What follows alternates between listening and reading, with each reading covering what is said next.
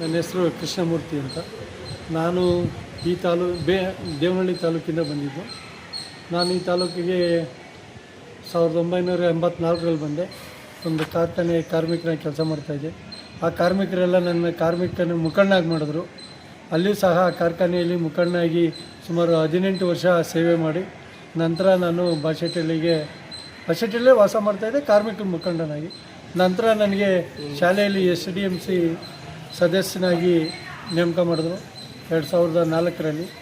2004ರಿಂದ 2006-2007ವರೆಗೂ ನಾನು SDMC ಸದಸ್ಯನಾಗಿ ಕೆಲಸ ಮಾಡಿದೆ.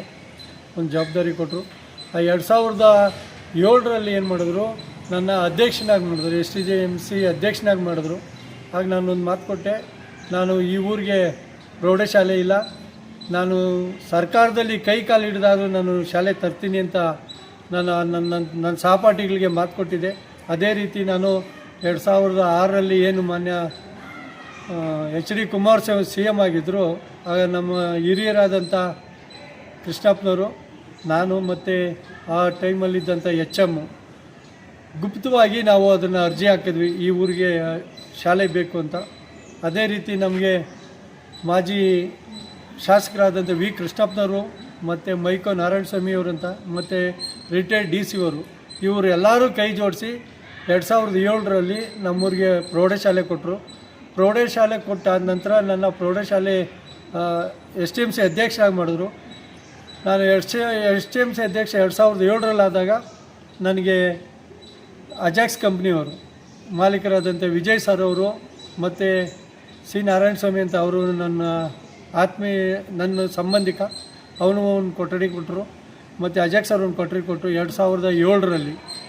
ಆವತ್ತಿಂದ ನಾನು ಹಿಂದೆಯಿಂದನೂ ಪ್ರಾಮಾಣಿಕವಾಗಿ ಇದ್ದಿದ್ದಕ್ಕೆ ನನಗೆ ಈ ಸ್ಥಾನ ಸಿಕ್ತು ಅಂತ ನಾನು ಭಾವನೆ ಇಟ್ಕೊಂಡು ನಾನು ಆತ್ಮಸಾಕ್ಷಿಗೆ ವಂಚನೆ ಮಾಡ್ದಂಗೆ ಇವತ್ತಿನವರೆಗೂ ಶಾಲೆ ಅಭಿವೃದ್ಧಿ ಆಗಿರ್ಬೋದು ಮತ್ತು ಅದೇ ಸಮಯದಲ್ಲಿ ನನಗೆ ಏನು ಈ ಟೆಂಪಲ್ ಅಂತ ಕೊಟ್ಟರು, ಆ ಟೆಂಪಲು ಸಹ 2003ರಿಂದ ಫಸ್ಟ್ ಕಾಂಪೌಂಡ್ ಹಾಕಿದೆ. ಆಮೇಲೆ ದೇವಸ್ಥಾನ ಅಭಿವೃದ್ಧಿಗೆ ಬಂದೆ. ಇಲ್ಲಿದ್ದಂಥ ವಕೀಲರು ಸಹ ನನಗೆ ನನ್ನ ಏನು ಕೆಲಸ ಕಾರ್ಯ ಅಥವಾ ನನ್ನ ಏನಂತಾರೆ ಇದಕ್ಕೆ ನನ್ನ ನಡವಳಿಕೆ ನೋಡಿ ಅವರು ಸಹ ನನಗೆ ಸಾಥ್ ಕೊಟ್ಟರು. ಇಲ್ಲಿ ದೇವಸ್ಥಾನ ಡೆವಲಪ್ ಮಾಡಿದ್ವಿ, ಒಂದು ಸಮುದಾಯ ಭವನ ಮಾಡಿದ್ವಿ, ಕೆಳಗಡೆ ಮಾಡಿದ್ವಿ.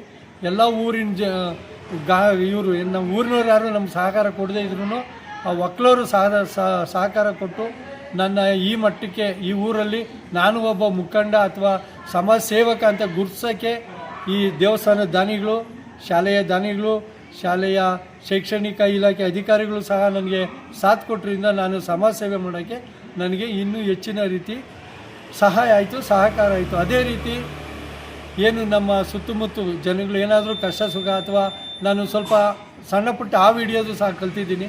ಯಾರ ಮನೆಗಾದರೂ ಹಾವು ಬಂದರೆ ನನಗೆ ಫೋನ್ ಮಾಡ್ತಾರೆ, ಅದು ಸಹ ನಾನು ಸುಮಾರು 5-6 ಹಾವನ್ನು ಹಿಡಿದು ಅವ್ರಿಗೆ ಆ ಮನೆಯವ್ರಿಗೆ ಧೈರ್ಯ ಕೊಟ್ಟಿದ್ದೀನಿ. ಅವೆಲ್ಲನೂ ನನಗೆ ಇವತ್ತು ನನಗೆ ಪ್ಲಸ್ ಪಾಯಿಂಟ್ ಆಗ್ಬೋದು. ನಾನು ಏನು ಈ ಬಾಶೆಟ್ಟಳ್ಳಿ ಪಂಚಾಯತಿ ಚುನಾವಣೆಗೆ ಸ್ಪರ್ಧಿಸಿದ್ದೀನಿ, ಅದು ಸಹ ನಾನು ಮಾಡಿದಂಥ ಸೇವೆಗಳು ಅಥವಾ ನಾನು ಕೊಟ್ಟಂಥ ಜನಗಳಿಗೆ ಧೈರ್ಯ, ಅದು ನನಗೆ ಈ ಸಾರಿ ಏನು ಬಾಶೆಟ್ಟಳ್ಳಿ ಪಂಚಾಯತಿ 11ನೇ ವಾರ್ಡ್ನಿಂದ ಏನು ಕಾಂಗ್ರೆಸ್ ಅಭ್ಯರ್ಥಿಯಾಗಿ ಸ್ಪರ್ಧಿಸಿದ್ದೀನಿ, ಅದಕ್ಕೆ ಇವೆಲ್ಲ ಸಹ ನನಗೆ ಮಾನದಂಡಗಳಾಗಿ ನನಗೆ ಮತದಾರರು ಓಟ್ ಕೊಡ್ತಾರೆ. ನಾನು ಜಯಶೀಲನಾಗ್ತೀನಿ ಅನ್ನೋ ಭರವಸೆ ಮೇಲೆ ನಾನು ಎಲ್ಲ ನನ್ನ ಮತದಾರ ಬಂಧುಗಳಲ್ಲಿ 11ನೇ ವಾರ್ಡ್ ಮತದಾರ ಬಂಧುಗಳಲ್ಲಿ ಹಿರಿಯರಲ್ಲಿ ಕಿರಿಯರಲ್ಲಿ ಬೇಡ್ಕೊಳ್ಳೋದಿಷ್ಟೇ, ನಾನು ಸೇವೆ ನೀವೆಲ್ಲರೂ ನೋಡಿದ್ದೀರ ಕಣ್ಣಲ್ಲಿ, ದಯವಿಟ್ಟು ಈ ಸಾರಿ ನನಗೆ ಕೈ ಹಿಡಿದು ನಿಮ್ಮ ಸೇವೆ ಮಾಡಲು ಅವಕಾಶ ಕೊಡಬೇಕು ಅಂತ ಕೇಳ್ಕೊಳ್ತೀನಿ. ಇಲ್ಲಿರೋ ಸಮಸ್ಯೆಗಳೇನೇನು? ಇಲ್ಲಿ ಒಂದು ನಮಗೆ KEDB ಒಂದು ಬಡಾವಣೆ ಇದೆ, ಅಲ್ಲಿ ಸಮಸ್ಯೆಗಳಿದ್ದಾವೆ. ನಾನು ಒಂದು 4-5 ಸಾರಿ ಹೋಗಿ ವಿಸಿಟ್ ಮಾಡಿದಾಗ ಹೇಳಿದ್ದಾರೆ ಸಮಸ್ಯೆಗಳೇನು ಅಂತ. ಈಗ ನಮ್ಮವರೇ ಆದವರಂಥವ್ರು ಒಂದು 20 ವರ್ಷ ಆಡಳಿತ ಮಾಡಿದ್ರು, ಅದ್ರ ಕಡೆ ಗಮನ ಕೊಟ್ಟಿಲ್ಲ. ಮೊದಲನೇದಾಗಿ KEDB ಏನು ಹೊಸ ಮಾಡ್ತಾ ಇದ್ದಾರೆ ಬಡಾವಣೆಗಳಲ್ಲಿ, ಅವರು ಕೇಳೋದು ನಿಮ್ಮ ಸಮಸ್ಯೆಗಳಿಗೆ ಫಸ್ಟು ನಾನು ಸ್ಪಂದಿಸ್ತೀನಿ, ನಂತರ ನನ್ನ ವಾರ್ಡಲ್ಲಿ ಬೇರೆ ಬೇರೆ ಸಮಸ್ಯೆಗಳಿಗೆ ನಾನು ಹೆಚ್ಚು ಒತ್ತು ಆಮೇಲೆ ಕೊಡ್ತೀನಿ. ಫಸ್ಟು ಏನು KEDB ಬಡಾವಣೆಯಲ್ಲಿದ್ದೀರಾ ನಿಮಗೆ ಫಸ್ಟ್ ಆದ್ಯತೆ ಕೊಡ್ತೀನಿ ಅಂತ ಹೇಳ್ತಾ ಈ ಮೂಲಕ ಈ ವಾಹಿನಿಗಳ ಮೂಲಕ ತಮ್ಮಲ್ಲಿ ಕೇಳ್ಕೊತ ನನ್ನ ಹಸ್ತದ ಗುರುತಿಗೆ ಓಟ್ ಕೊಟ್ಟು ನಾನು ಜಯಶೀಲನಾಗಿ ಮಾಡಬೇಕು ಅಂತ ತಮ್ಮಲ್ಲೆಲ್ಲರ ಪರವಾಗಿ ಎಲ್ಲರನ್ನು ಮನಸ್ಪೂರ್ವಕವಾಗಿ ಕೇಳ್ಕೊತೀನಿ. ಏನು ಇವತ್ತು ಕಾಂಗ್ರೆಸ್ ಸರ್ಕಾರ 2025 ಏನು ಎಲೆಕ್ಷನ್ ಆಯಿತು, ಆ ಎಲೆಕ್ಷನ್ನಲ್ಲಿ ಮಾನ್ಯ ಡಿ ಕೆ ಶಿವಕುಮಾರ್ ಅವರು, ಸಿದ್ದರಾಮಯ್ಯನವರು ಏನು 5 ಗ್ಯಾರಂಟಿಗಳು ಕೊಟ್ಟರು, ಆ ಗ್ಯಾರಂಟಿಗಳು ಸಹ ನಮಗೆ ಇವತ್ತು ಕೈ ಹಿಡಿತಾ ಇದ್ದಾವೆ. ನಮ್ಮ ಕಾಂಗ್ರೆಸ್ ಎಲ್ಲ ಅಭ್ಯರ್ಥಿಗಳಿಗೂ ಕೈ ಹಿಡಿತಾವೆ. ಅದೇ ರೀತಿ ಮುಂದೆನೂ ಸಹ ನಾವು ಪಂಚಾಯತಿನಲ್ಲಿ ಏನು ಗ್ಯಾರಂಟಿಗಳು ಕೊಟ್ಟಿದ್ದಾರೆ ಗೌರ್ಮೆಂಟು, ಆ ಗ್ಯಾರಂಟಿಗಳನ್ನ ಯಾವುದೇ ರೀತಿ ಕುಂದುಕೊರತೆ ಬರ್ದಂಗೆ ನಿಮ್ಮ ಜೊತೆ ನಾವು ಜನಗಳ ಜೊತೆ ಇರ್ತೀವಿ. ಮತ್ತು ಏನು ಪಟ್ಟಣ ಪಂಚಾಯತಿಯಿಂದ ಆಗಬೇಕು, ಮೂಲಭೂತ ಸೌಕರ್ಯಗಳಾಗಿರ್ಬೋದು, ವಸತಿ ರಹಿತರಿಗೆ ವಸತಿ ಕೊಡೋದಾಗಿರ್ಬೋದು, ಇದನ್ನು ಪ್ರಾಮಾಣಿಕವಾಗಿ ನಾವು ನಮ್ಮ ಏನು ಬಸಟಹಳ್ಳಿ ಪಟ್ಟಣ ಪಂಚಾಯತಿಯಲ್ಲಿ ಅಂತ 19 ವಾರ್ಡಲ್ಲೂ ಎಲ್ಲ ಕಾಂಗ್ರೆಸ್ ಅಭ್ಯರ್ಥಿಗಳು ಗೆಲ್ಲಿಸಿಕೊಟ್ರೆ ನಮಗೆ ಹೆಚ್ಚಿನ ಶಕ್ತಿ ಬರುತ್ತೆ.